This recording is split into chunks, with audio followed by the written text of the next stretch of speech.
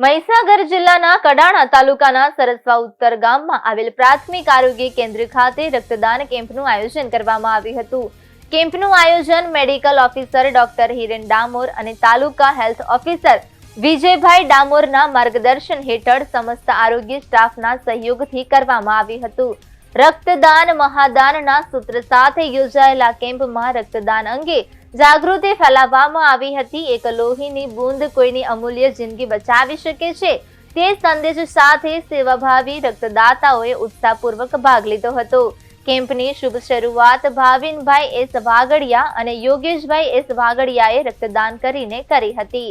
ત્યારબાદ અનેક નવયુવાનોએ સ્વૈચ્છિક રક્તદાન કરીને માનવ સેવા પ્રત્યેની પોતાની પ્રતિબદ્ધતા દર્શાવી હતી.